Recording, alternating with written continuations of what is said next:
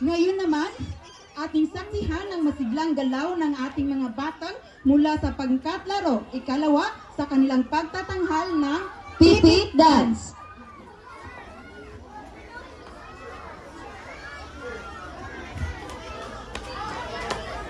Bigyan po natin sila ng masigabong palakpakan.